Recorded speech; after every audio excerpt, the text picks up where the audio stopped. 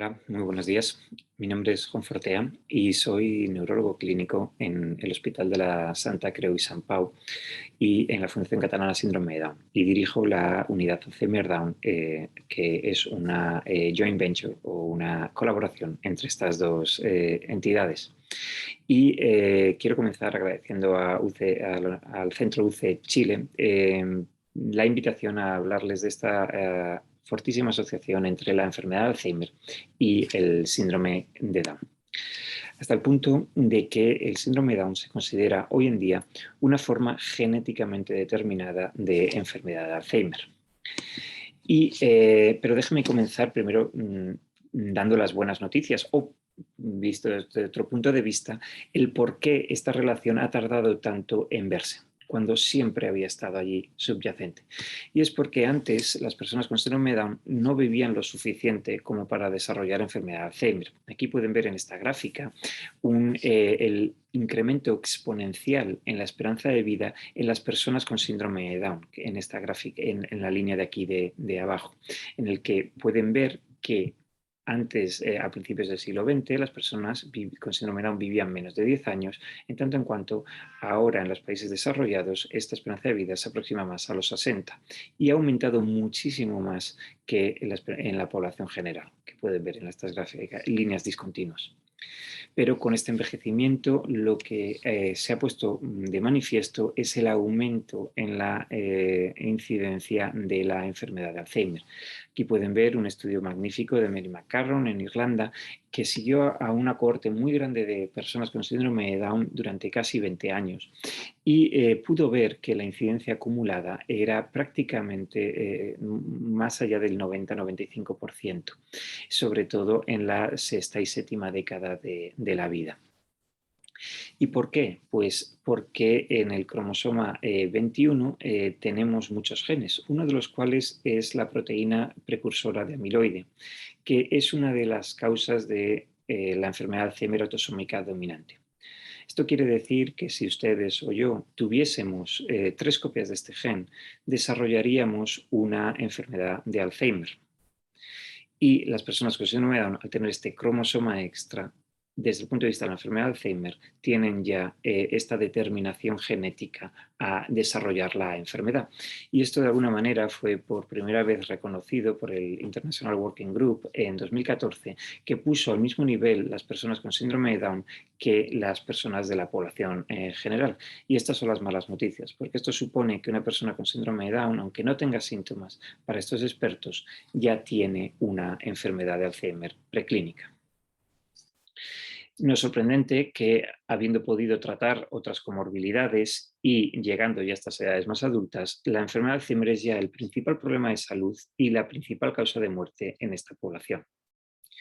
Para enfrentarnos a este problema, entre la Fundación Catalana de Síndrome de Down y el Hospital de Sant Pau, creamos un plan de salud pionero en el que ofrecemos a todas las personas con síndrome de Down que viven en Cataluña unas evaluaciones anuales de cribado para detectar esta enfermedad y otras enfermedades neurológicas asociadas. Hemos podido, con este programa, desde que ya casi cumple 10 años, evaluar a más de 800 personas a las que, ya les digo, les ofrecemos este servicio clínico de forma gratuita, pero asimismo les invitamos y animamos, si así lo desean, a participar en estudios de investigación con estudios de biomarcadores cuya importancia voy a intentar transmitir en el día de hoy.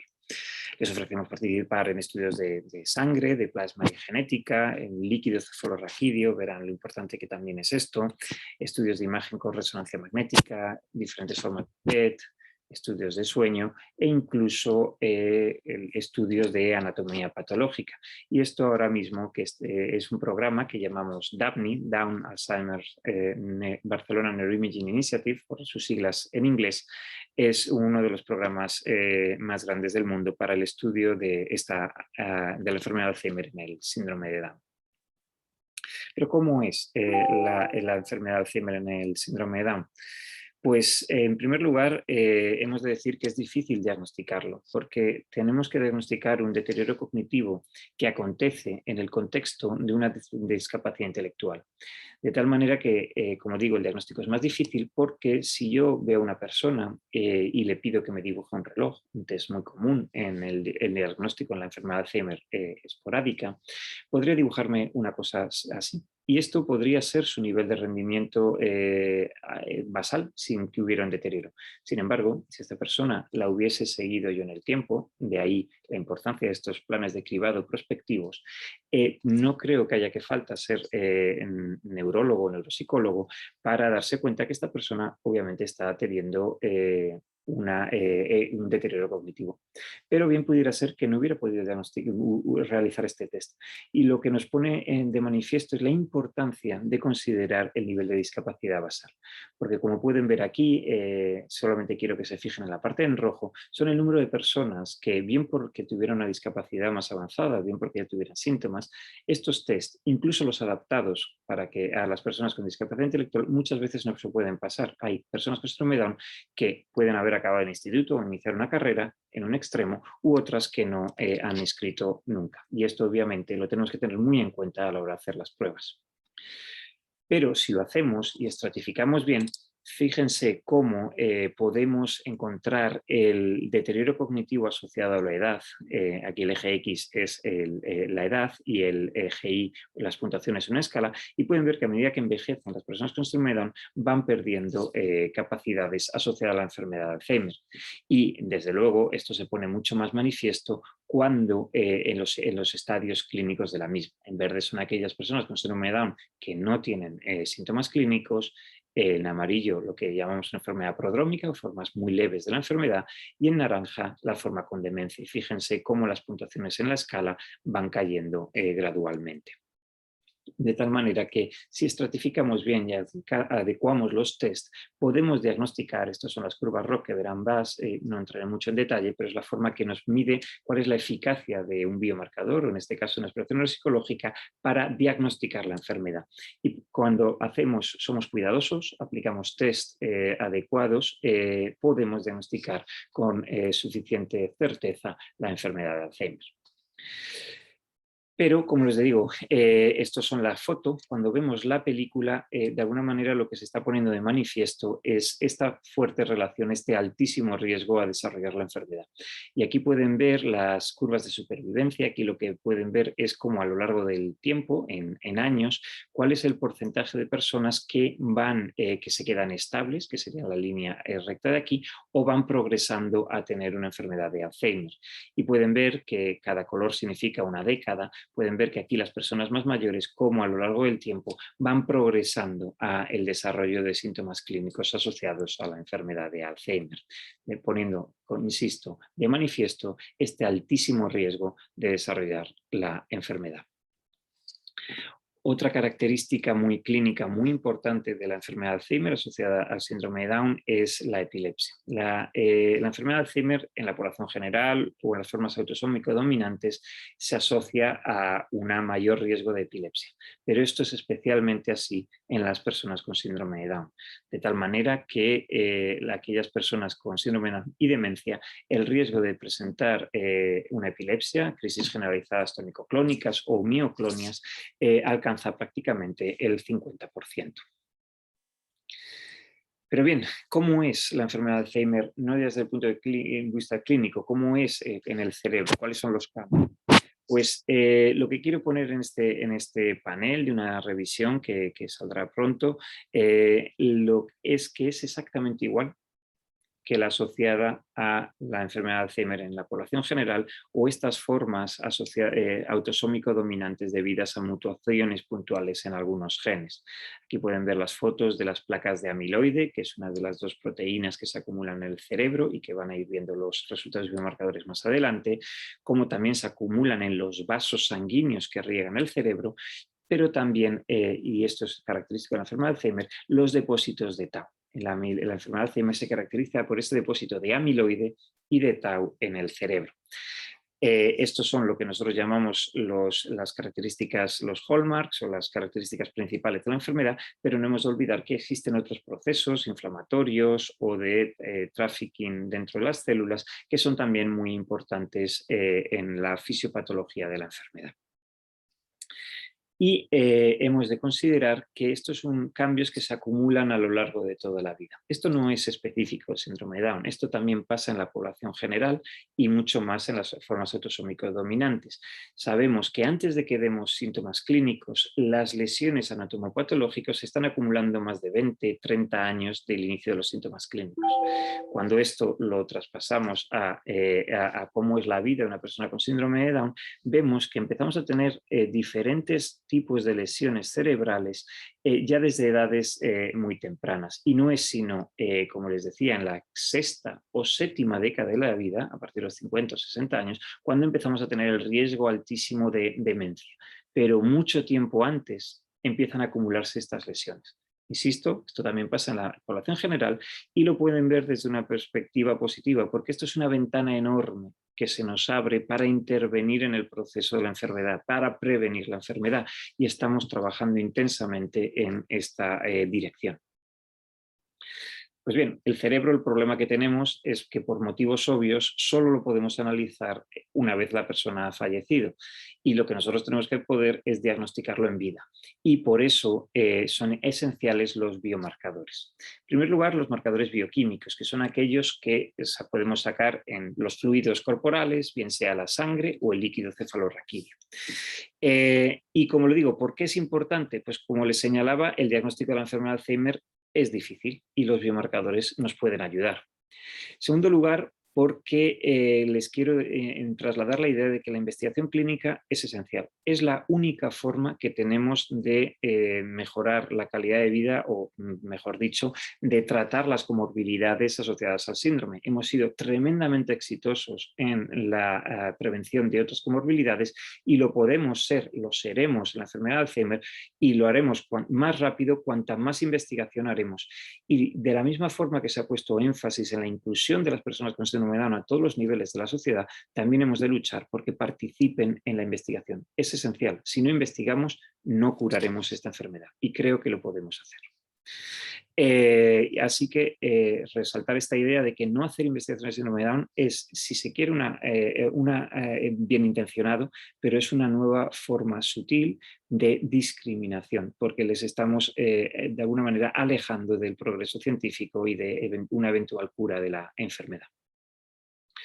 Pues bien, les decía esta idea que voy a repetir mucho, que si tenemos una patología que es muy parecida, si no idéntica, a la de la población general, con muy pequeñas diferencias, no es sorprendente que los biomarcadores que tienen que reflejar esta patología sean también muy similares y tengamos esta misma huella bioquímica con descensos de las proteínas del amiloide, porque quedan atrapadas en estas placas de amiloide, y ascensos en la proteína tau. Es decir, nos encontramos los mismos cambios que han sido ya descritos desde hace ya unos años en la población general.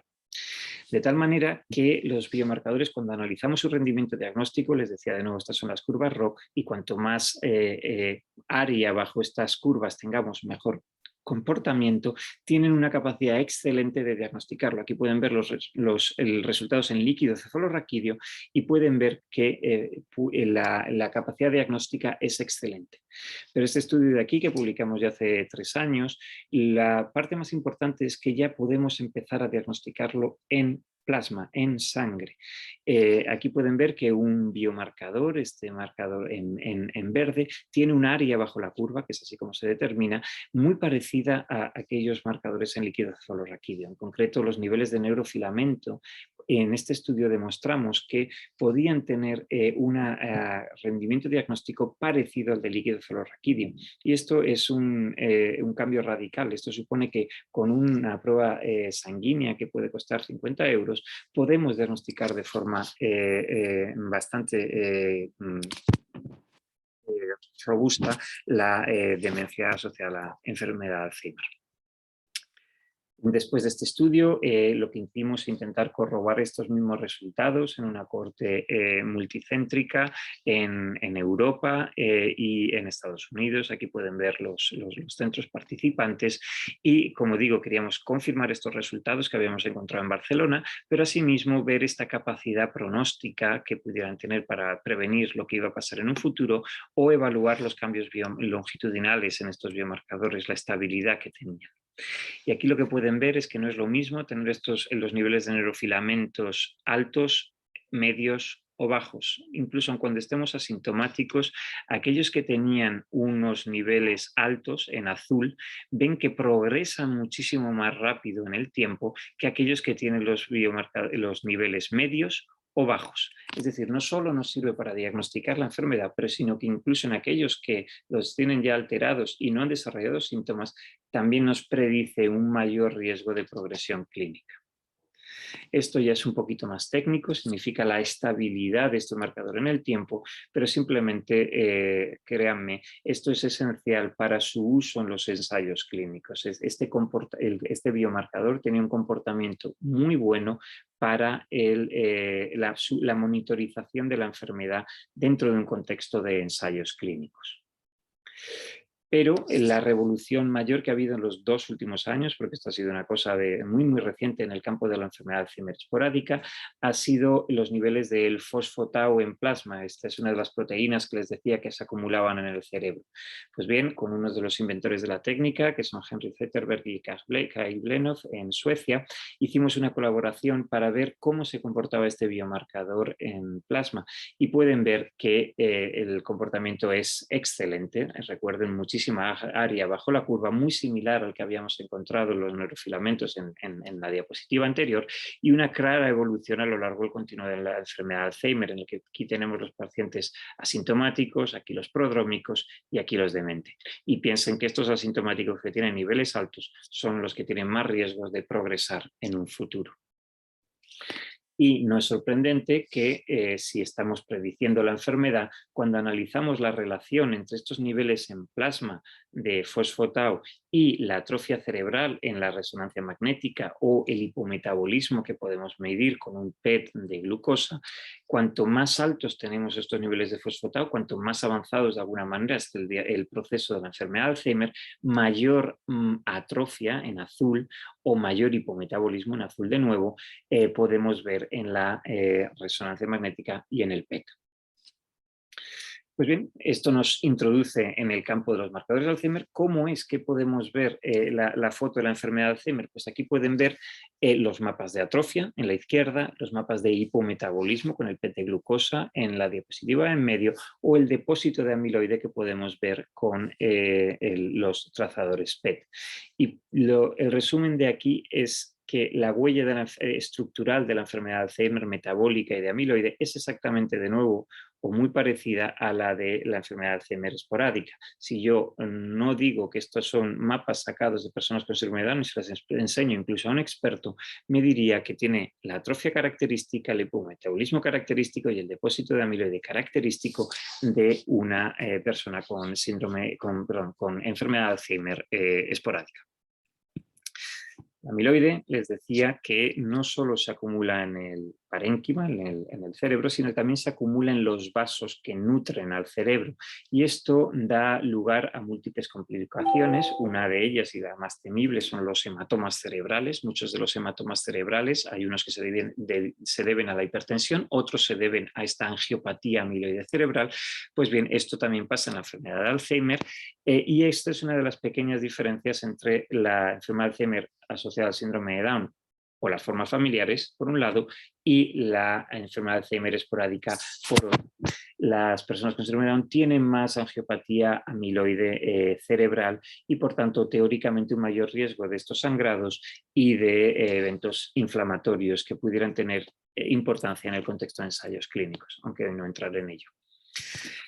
Pero bueno, ¿cuál es la ventaja y lo que está propulsando el interés increíble que está recibiendo la enfermedad en el síndrome de Down en los últimos años? Que el síndrome de Down es una ventana magnífica para estudiar la historia natural de los cambios clínicos y biomarcadores. Este es un estudio que hicimos con la Universidad de Cambridge, en el que quisimos ver exactamente cómo cambiaban todos estos biomarcadores y algunos más de los que no he podido hablar a lo largo del tiempo a medida que las personas con síndrome de Down envejecían. Y sin entrar en cada uno de estos biomarcadores individuales, aquí lo que quiero señalarles es que en el eje X está la edad en décadas, 20, 30, 40, 50 años, etcétera, y en el eje Y los niveles de diferentes biomarcadores. En rojo están las personas con síndrome de Down y en azul las personas sin síndrome de Down. Y lo que creo que es bastante evidente es que las líneas claramente divergen.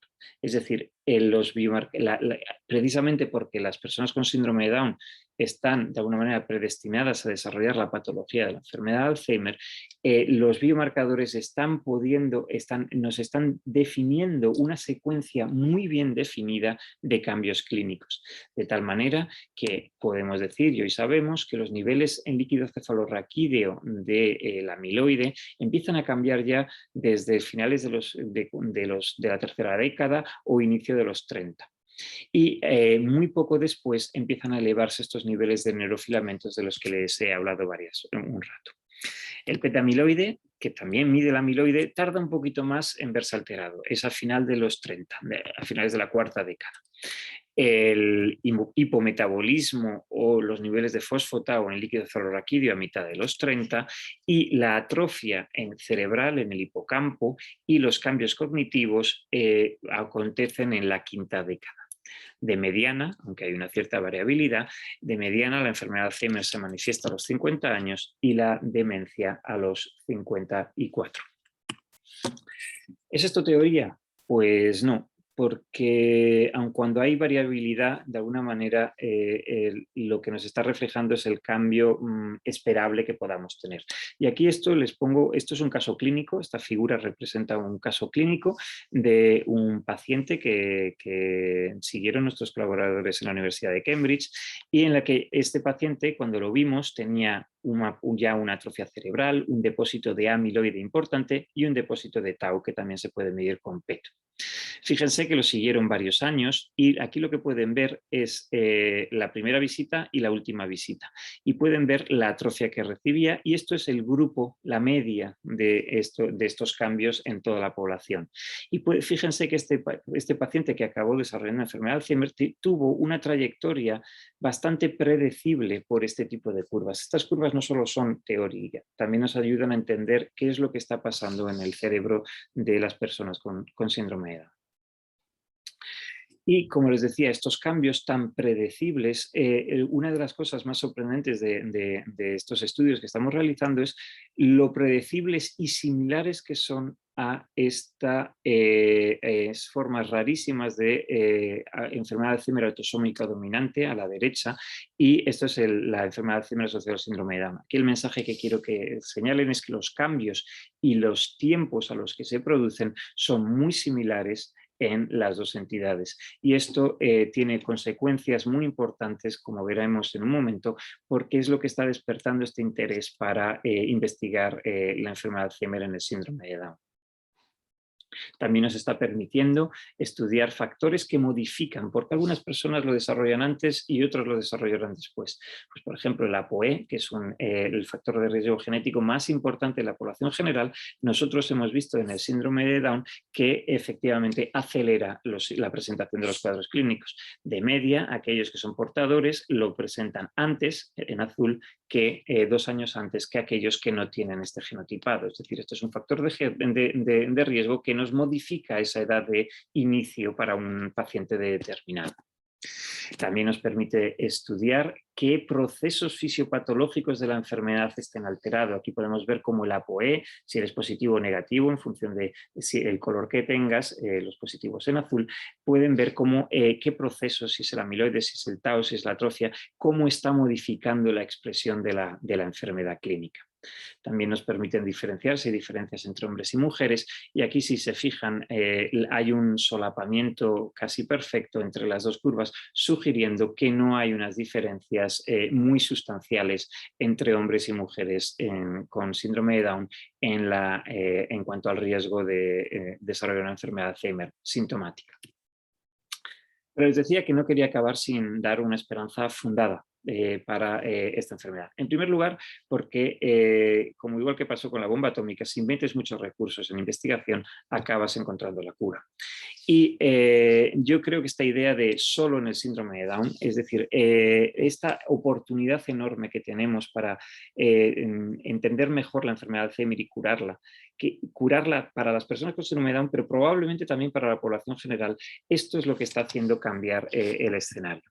¿Por qué? Porque las mutaciones también son igualmente predecibles, como les decía, pero son extraordinariamente raras. En una ciudad como Santiago de Chile probablemente tengan tantas personas con síndrome de Down como participantes con mutaciones en muchas de estas cohortes internacionales multicéntricas. El síndrome de Down es relativamente raro, pero es muchísimo más frecuente que estas mutaciones. Piensen que hay casi 6 millones de personas con síndrome de Down en todo el mundo, es un pequeño país. Y porque son tan predecibles, podemos intervenir en el momento que deseamos. En la población general no lo podemos predecir, no podemos saber qué persona de 75 años desarrollará Alzheimer y cuál no, y cuándo. Podemos aproximarnos con biomarcadores, pero nunca es lo mismo que estas formas genéticamente determinadas. Con lo cual, si queremos intervenir contra el amiloide, contra el tau, contra cualquier otro proceso, el síndrome de Down nos da una posibilidad increíble y hemos de aprovecharla para beneficio en primer lugar de las personas con síndrome de Down, pero piensen que beneficiando a las personas con síndrome de Down podemos también encontrar la cura para la enfermedad de Alzheimer. Y esto es un poco una tabla un poco técnica, una figura un tanto técnica, en el que se puede intentar resumir cómo podemos intervenir en la enfermedad de Alzheimer en función de la edad que tengamos y el patrón de biomarcadores de amiloide o tau, por eso es la T, y en función de si queremos hacer una prevención primaria, secundaria o un ensayo sintomático. Quédense con esta idea de que el síndrome de Down da una imagen increíble, una oportunidad increíble para poder intervenir en la enfermedad de Alzheimer. Y afortunadamente estamos empezando a aprovecharlo. Se están creando consorcios internacionales potentísimos, muy bien financiados para el estudio de la enfermedad de Alzheimer. Aquí les pongo los nombres de algunos estudios en Estados Unidos o el consorcio Horizon 21 que estamos desarrollando en Europa y los centros participantes. Aquí, por ejemplo, este es el consorcio europeo que tiene ahora mismo 9 centros en buena parte de los países de Europa, fundamentalmente Europa Occidental, y que lo que estamos intentando es armonizar los criterios de evaluación, el desarrollo de biomarcadores y sobre todo tener cohortes en las que podamos intervenir e intentar prevenir la enfermedad de Alzheimer. Otro consorcio muy importante, todavía más volcado a ensayos clínicos, es esta cohorte que se llama ACTC, que se coordina desde San Diego, en Estados Unidos. Estos son los centros participantes y que tiene una financiación importante y más que recibirán en los próximos años para el desarrollo de ensayos clínicos.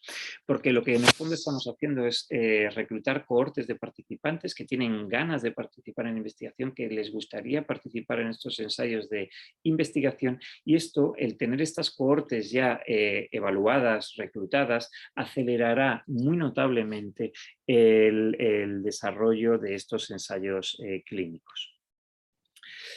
Les decía que la causa era genética, era porque teníamos esta copia extra de la proteína precursora de amiloide en el cromosoma 21. Les decía, si cualquiera de nosotros tuviéramos 3 copias, desarrollamos la enfermedad de Alzheimer, porque en el fondo la proteína precursora de amiloide es lo que se utiliza, son los ladrillos con los que se construyen estas placas de amiloide. Si tenemos 3 copias, tenemos más ladrillos y acabamos acumulando más amiloide.